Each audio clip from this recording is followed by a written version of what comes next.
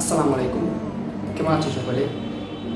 গত 2 দিন আগে আপনারা দেখতে পেয়েছেন যে একটি ডিবেট শুরু হয়েছিল আলী হাসান ওসামা হুজুর আর ব্রাদার রাহুল। তো এই ডিবেটে কার জয় হলো আর কার হার হলো সেটা আপনারা দেখলে বুঝতে পারবেন। এখানে ডিবেটটিতে যথারীতি আলী হাসান ওসামা সাহেব ব্রাদার রাহুলকে ধুয়ে দিলেন। কারণ এখানে দেখা যাচ্ছে যে আলী হাসান ওসামা সাহেব হচ্ছেন গিয়ে একজন আলেম, আর ব্রাদার রাহুল সাহেব হচ্ছেন গিয়ে একজন জেনারেল শিক্ষিত একজন সাধারণ একজন মানুষ। তো আমরা কিছুদিন আগে আমরা আরও একটি ডিবেট দেখেছিলাম, যে ডিবেটটি ব্রাদার রাহুল করেছিলেন নাস্তিক আসাদুলের সঙ্গে। তো সেখানে কিন্তু উনি ভালো পারফরমেন্স করেছিলেন। আমরা জানি যে ব্রাদার রাহুল কথাবার্তার জন্য খুবই চতুর, কিন্তু সব দিক থেকে তো আর চতুর দিয়ে হয় না। তো যেহেতু এটা শরীয়তের বিধান আর এটা দিনের আলোচনা, তো এখানে দিনই আপনার দলিলইভাবে নিজেকে শক্তিশালী রাখতে হয়। তো সেই দিক দিয়ে ব্রাদার রাহুল সাহেব যেতই লাফালাফি করুক আর যাই বলুক, ওনার জয় আমরা ধরে নিতে পারি না। তো আপনারা পুরো ভিডিওটি দেখলে আপনারা বুঝতে পারবেন যে কীভাবে ধুয়ে দিলেন ব্রাদার রাহুল সাহেবকে মুফতি আলী হাসান ওসামা সাহেব।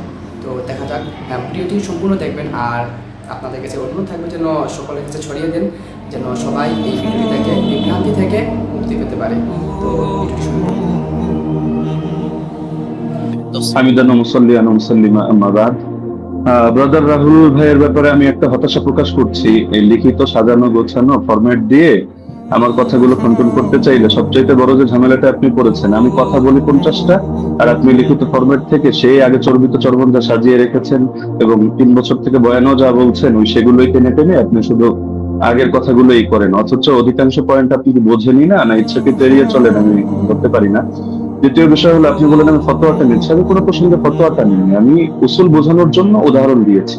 ইমাম তিরমিজি রাহিমাহুল্লাহ কি মত দিয়েছেন, আলেমরা কি মত গ্রহণ করেছেন সেটা তো আমি বলিনি। আমি তো দেখিয়েছি ইমাম তিরমিজি এই বক্তব্যটা বলেছেন যে রুয়ান ওমর থেকে বর্ণিত হয়েছে বিশ্রাঘাতের কথা, এই প্রসঙ্গে এনেছি। আপনি কথা না বুঝেই সেই লিখিত ফরম্যাটে খণ্ডন করতে গেলে এটা ভুল করবেন, শুধু আবেগী কথা দিয়ে তো হবে না। আর শুধু জুবায়ের আলী জাই, নাসিরউদ্দিন আলবানী রাহিমাহুল্লাহ ওনাদের শুধু হাওয়ালাগুলো থেকেই ওই কপি পেস্ট করে আপনি একটা ফরম্যাট সাজিয়ে রাখলে সব তথ্য খণ্ডন করতে পারবেন না। এখন আপনি বারবার বলছেন যে আপনি একটা সনদ দেখান যেটা ইনকেতা নাই। আরে ভাই, আপনি তো উসুলের আলোকে কথায় আসবেন। আপনি তো, আমি যে উসুলগুলো শুনলাম ইতিমধ্যে 8-10টা উসুল শোনানো হয়ে গেছে, আপনি উসুলেরই কোনো ধার ধারছেন না। আপনি মুরসাল নিয়ে শুধু মুকাদ্দিমায়ে মুসলিম থেকে একটা হাওয়ালা দিয়ে দিলেন, শেষ। যেন মুরসাল নিয়ে পৃথিবীতে আর কেউ কখনো কিছু বলেই নেই। তো যাই হোক, আমি এগুলোতে আসবো। আমি প্রথম শুরু করি, আপনি দাউদ বিন কায়েসের যেই বক্তব্যটা দিলেন, যে দাউদ বিন কায়েসের এই বক্তব্যের মধ্যে এখানে আদেশের কোনো কথা নেই। আসলে আপনি আরবি কতটুকু পারেন আমি জানি না, আপনি আরবি মতনগুলো পড়েননি, ইচ্ছাকৃত কিনা আমি জানি না, যে মতনের ভুল থেকে বাঁচার জন্য কিনা, হতে পারে, হলে হতে পারে, অন্য মতো থাকতে পারে, সময় বাঁচানোর ব্যাপারে হতে পারে। আপনি এই বাক্যটার অনুবাদটা করে দিয়েন আমাকে, যে দাউদ বিন কায়েসের রিওয়ায়াতের মধ্যে যে আছে যে আন্না ওমর জামা الناس في رمضان على ابي بن كعب وعلى تميم الداري على 21 রাকাতান। এই জামাআর সাথে আলা অব্যয় যোগে যখন বলা হয় জামা উমারু, ওমর মানুষকে জমা করেছেন কোন ব্যাপারে, আলা 21 রাকাতান 21 রাকাতের ব্যাপারে, তখন এর দ্বারা কি বোঝায় যে ওমর আদেশ করেন নাই, ওমর কিছু বলে নাই, তারা নিজেদের থেকে পড়ে নিয়েছেন। এই অনুবাদটা এটা কোন ডিকশনারির আলোকে করলেন পৃথিবীতে? এটা কি মেড ইন ইন্ডিয়া না মেড ইন বাংলাদেশ? এটা আমাকে অনুগ্রহ করে আপনি দেখাবেন। আর আপনি বললেন যে 8 জন বর্ণনা করেছেন, শুধু ওই 3 জনই না। আমি তো 3 জন প্রসঙ্গ আর 8 জন প্রসঙ্গে বলিনি। আমি তো কথাটা বলেছি এই প্রসঙ্গে যে ওনাদের বর্ণনাগুলোর মধ্যে ভিন্নতা আছে, ইস্তেরাব আছে, এই প্রসঙ্গে আমি কথাটা টেনেছি। আপনি মোহাম্মদ বিন ইসহাককে টানলেন এবং তাকে নিয়ে বড় করে কথা বললেন, অথচ মোহাম্মদ বিন ইসহাক তো আমি সিরেফ মনে হয় 5 সেকেন্ড একটা বাক্য হিসেবে উদাহরণ হিসেবে দেখিয়েছি। আমি মূল আপনাকে সাংঘর্ষিক দাঁড় করিয়েছি দাউদ বিন কায়েসকে। দাউদ বিন কায়েসের এই সনদটাকে আপনার পক্ষে সম্ভব না এটাকে জয়ীফ বলে প্রমাণ করা, এটা সুনিশ্চিত ভাবে। আর আপনি শুধু এটা বারবার বলছিলেন যেখানে আদেশ কথা নাই, আদেশ কথা নাই। আপনি একই রকম কথার মধ্যে দেখেন না যে ইস্তেরাব আছে কিনা। আরে ভাই, এখানে তো আপনার এই জিনিসটা বুঝতে হবে যে ওনার থেকে যারা বর্ণনা করেছে কারো বর্ণনার সাথে কারো বর্ণনা মিল নেই। এক জায়গায় আদেশের কথা আছে, আরেক জায়গায় আদেশের কথা নেই। এক জায়গায় আমলের কথা আছে, আরেক জায়গায় আবার আমলের কথা নেই, শুধু আদেশের কথা। এখন আদেশ নিয়ে আপনি 8টা কেন, আদেশ নিয়ে শুধু দুটোই দেখতে পারবেন। ইমাম মালিকের যে সনদটা আনলেন সেখানে ইমাম মালিক রহমাতুল্লাহ আলাইহি তার সনদের মধ্যে আছে যে তিনি আদেশ দিয়েছেন, আর দাউদ বিন কায়েসের মধ্যে আছে যে আদেশ দিয়েছেন। কিন্তু এখন দাউদ বিন কায়েসের এই সনদের মধ্যে জামা আলা এটা যোগ করলে অর্থ এটাই দাঁড়ায় যে ওমর মানুষকে 21 রাকাতের ব্যাপারে একত্রিত করেছেন। তাহলে এটা কিভাবে সম্ভব যে একই হাদিসের মধ্যে এক জায়গায় বলা হচ্ছে 21 রাকাত, আর এক জায়গায় বলা হচ্ছে 11 রাকাত? যদি হাদিস ভিন্ন ভিন্ন হতো, ভিন্ন ভিন্ন বর্ণনাকারী থেকে, আমরা তাহলে ধরতাম না এটা জামানার ভিন্নতা। লেকিন এরকম তো কোনো ব্যাপার ঘটেনি। তো সুতরাং এটা গায়ে পড়ে করা হয় না। আর সাত বর্ণনা কাকে বলে? দাউদ বিন কায়েসকে আপনি কোন পর্যায়ে দাঁড় করিয়ে আপনি সাজ এখানে বলবেন, বা আপনি এটাকে ওইটার সাথে সাংঘর্ষিক করবেন? যদি এক রেওয়ায়েতের মধ্যে সংখ্যা কম পাই আর এক রেওয়ায়েতের মধ্যে সংখ্যা বেশি পাই, তাহলে সেই ক্ষেত্রে কি হুকুম আছে? এটা তো আপনার ফতোয়ার আলোকেই করতে হবে। আপনি তো মন করা একটা বললে হবে না। আর কিছু কথা তো আপনি বলেছেন একদম সনদ ছাড়া, যেগুলোর কোনো সনদই নেই। আপনি ইমাম মালিকের একটা ফতোয়া আনলেন, হলো তার এক শাগরেদ বলেছেন। তো তার শাগরেদ থেকে কি আপনি শুনেছেন, না কিতাবের লেখক ডাইরেক্ট শুনেছে? মাঝখানে সনদগুলো গেল কোথায়? আর আপনি মাযহাব নিয়ে কথা বলতে চাইলে মাযহাবের ব্যাপারে মূলনীতিগুলো তো আপনার জানা থাকা দরকার। ধরেন মালিকি মাযহাব নিয়ে আমি 100টা মত পেলাম, তাহলে আমি কোন মতটা চূড়ান্ত ধরবো? এখন ইমাম মালিক থেকে একটা বিশুদ্ধ মত দেখাতে পারবেন না যে ইমাম মালিক রাহমাতুল্লাহ আলাইহি কোথাও আত্রাগাতের মতামত দিয়েছেন। আপনি হাফিজ ইবনে হাজার আসকালানী রাহমাতুল্লাহ আলাইহি, আপনাদের পছন্দের ব্যক্তিত্ব, তার কিতাব থেকেও আপনারা দেখে নিতে পারেন, অথবা তার হাওয়ালা আমি হুবহু বাক্য বলে দিচ্ছি। তিনি লিখেছেন, ইতিমাদুহুম ফিল আহকাম ওয়াল ফাতওয়া আলা মা রাওয়াহু ইবনুল কাসিম আন মালিক সাওয়াউন ওয়াফাকা মা ফিল মুওয়াত্তা আম লা। যে ফতোয়া দেওয়ার ক্ষেত্রে, বিধিবিধান বর্ণনা করার ক্ষেত্রে ইবনুল কাসিম যেটা বর্ণনা করবে ইমাম মালিক থেকে, সেটাই গ্রহণযোগ্য, এবং সেটা মুওয়াত্তা কিতাবের মধ্যে যা আছে তার সাথে মিলুক বা না মিলুক, এটা হলো মাযহাবের মূল ভিত্তি হিসেবে ধরা হবে। এটা তাজিলুল মানফা 4 নম্বর পৃষ্ঠার মধ্যে পেয়ে যাবেন। তো ওনার শাগরেদ ইবনুল কাসিম বলেন, ইবনে আইমান বলেন, তাদের থেকে কোথাও আপনি আত্রাগাতের দূরতম কথাও দেখাতে পারবেন না। আত্রাগাতের কথা আল্লামা আইনি যেটা এনেছেন, সৈয়দী যেটা এনেছেন, আপনি সৈয়দীটা তো আনেননি, এটা আপনার নজরে পড়ে নাই হয়তো, যে জায়গা থেকে কপি পেস্ট করেছেন। না হলে এর বিপরীতে আমি আপনাকে, যদি 100 চান আমি 100 হাওলা আপনাকে দিয়ে দিতে পারবো। যদি আপনি বলেছেন যে আলাদা ডিবেটের আয়োজন করতে, তো ঠিক আছে, করতে পারেন। তো ইমাম আইনি বলেছেন, ইমাম সৈয়দী বলেছেন, বেসনদ কথাবার্তা কোথাও দলিলযোগ্য হবে না। তো মোহাম্মদ বিন ইসহাক ওখানে ফ্যাক্টর না, আর অন্য লোক ফ্যাক্টর না। আর আপনি বলছেন যে আমরা দেওবন্দিরা গায়ে পড়ে দাবি করি মুস্তারিদ, আর কেউ দাবি করে না, কেন? আপনি তো আহলে হাদিস ঘরানার। তো আপনাদের পিস পাবলিকেশন থেকে বই প্রকাশিত হয়েছে রাসূল সাল্লাল্লাহু আলাইহি ওয়াসাল্লামের প্র্যাকটিক্যাল নামাজ কোরআন ও সহিহ হাদিসের আলোকে। এই বইয়ের 222 নম্বর পৃষ্ঠা থেকে আমি আপনাকে শোনাচ্ছি। তার শাসন আমলে, তার ওমরের কথা চলছে, 11 রাকাত এবং 21 রাকাত তারাবি সালাতের প্রমাণ পাওয়া যায়। সাহেব রাদিয়াল্লাহু আনহু তৃতীয় ছাত্র মুহাম্মদ ইবনে ইউসুফ উপরোক্ত কথাগুলোর বর্ণনাকারী। হাদিসের মূল সূত্র অনুসারে একই রাবীর একই বিষয়ে পৃথক পৃথক মত প্রকাশ করা বিশুদ্ধ হওয়ার অন্তরায়। সুতরাং 20 রাকাতের অভিন্ন মত গ্রহণ করাই যুক্তিসঙ্গত। তাহলে ইখতিলাফের কথা, ইখতিলাফের কথা কি আমরা টানলাম, নাকি আপনাদের লোকেরাও এটা টেনেছে? এটা তো আপনাদের স্পষ্টভাবে দেখা দরকার। আর আপনি বারবার শুধু এই প্রসঙ্গগুলো তো এখানে অপ্রাসঙ্গিক কথা টানলে হবে না, যে গোল্ডেন চেইন, গোল্ডেন চেইন। আরে গোল্ডেন চেইন নাকি এটা ডায়মন্ডের চেইন, নাকি হলো এটা রূপার চেইন, সেটা তো আমাদের দরকার না। আমাদের দরকার হলো আপনার এখানে 5টা জিনিস তো এক রাখতে হবে। আপনি শুধু আমাদের কথা প্রসঙ্গে বলছেন যে সনদের মধ্যে কোনো ইনকিতা নাই, আপনারা প্রমাণ করেন। আরে সনদের মধ্যে তো ইনকিতা বাস্তবেই নাই। আপনি যে ইনকিতা আপনার চোখে দেখতে পাচ্ছেন, এটা আপনার পড়াশোনা কম থাকার কারণে হচ্ছে। না হলে আমি তো উসুলের আলোকে দেখালাম, উসুলগুলো তো আপনি কন্ট্রোল করতে পারেননি এবং সম্ভব না। তো যার কারণে সনদের মধ্যে তো ইনকিতা নেই, তো শুধু গায়ের জোরে বললে তো হবে না। তো হাদিসটা যারা বলেছে হাদিস সহি হওয়ার জন্য এই 5টা শর্ত, সেই ইমামরাই, এটা অন্য কোনো ইমাম না।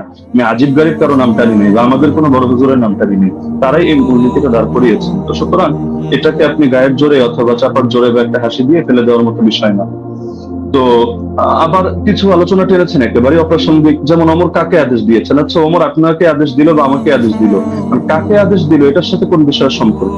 এখন রাজুলান, এই রাজুলান শব্দটা যদি এমন হয় যে পৃথিবীর কেউ কোনোদিন জানতে পারলো না যে রাজুলানটাকে উবাই বিন কাব নাকি তামিম দারি নাকি অন্য কোনো সাহাবী, এটা কি সমস্যা?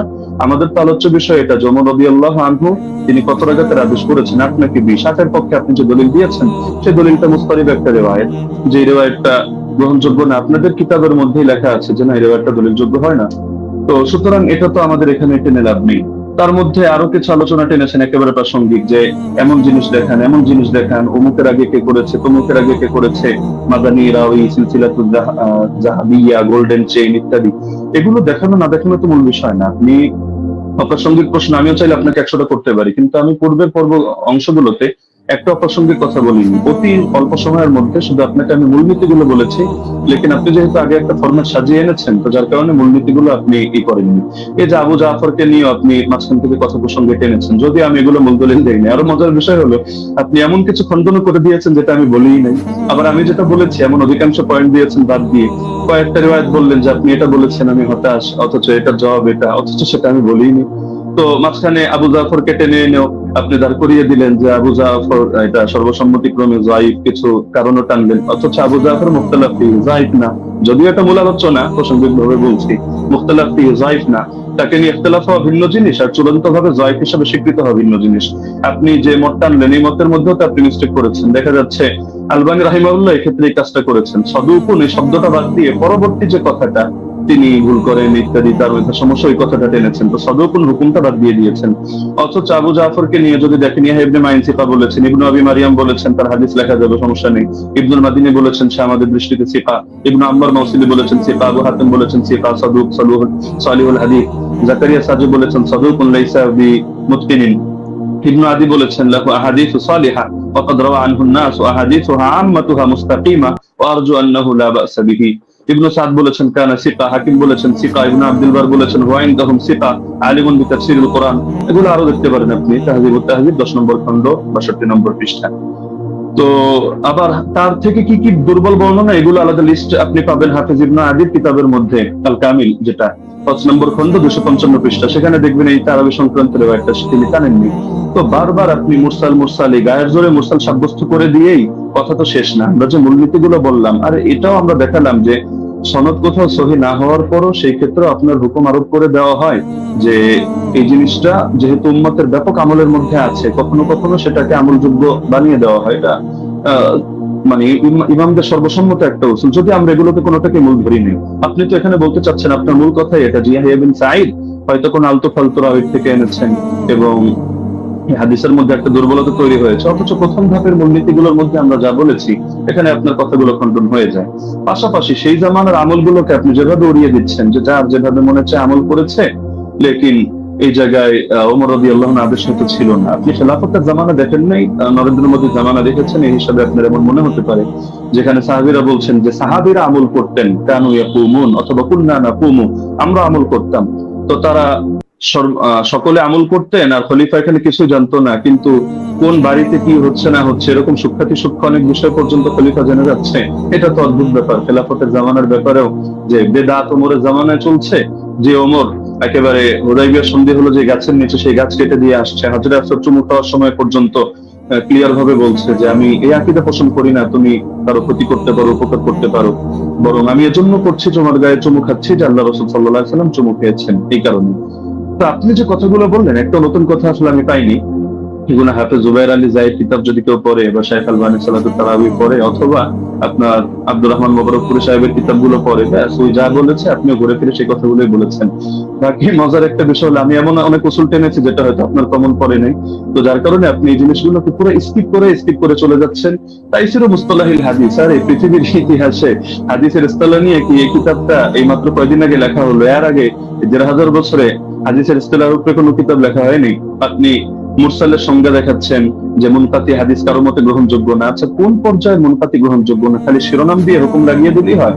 তাহলে তো ঈমান ভঙ্গের কারণ যে 10টা শাইখ মুহাম্মদ বিন আব্দুল্লাহ ইবনে নজরী রাহিমাহুল্লাহ থেকে বর্ণিত আছে, এগুলো শিখে সবাই খারিজি হবে এভাবে যে যে জাদু করে সেই কাফের হয়ে গিয়েছে, যে কাফেরদেরকে মুসলমানদের বিরুদ্ধে সাহায্য করে, কোনো শর্ত নাই, কোনো হদ নাই, কোনো কয়েদ নাই, ঢালাওভাবে কাফের হয়ে গিয়েছে। তো এভাবে শিরোনাম দেখলে তো মুশকিল। এগুলোর ব্যাখ্যা তো ইমামদের থেকেই নিতে হবে, বক্তব্য যাদের থেকে নেবেন আপনার বক্তব্যের ব্যাখ্যাও তো তাদের থেকে নিতে হবে।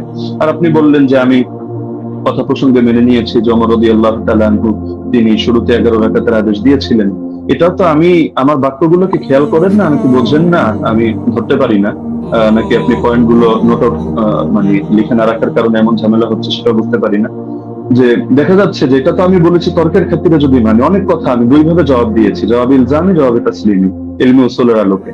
তো দুই ভাবে জবাব দেওয়ার কারণে আপনি আগের পরের কথা বাদ দিয়ে মাঝখান থেকে একটা অংশ টান দিলে তো হবে না। আর কোন মুনকাতি, কোন মুরসাল, কোন ক্ষেত্রে কি হুকুমে যাবে এটা তো আপনাকে শাস্ত্রীয় আলোকে বুঝতে হবে।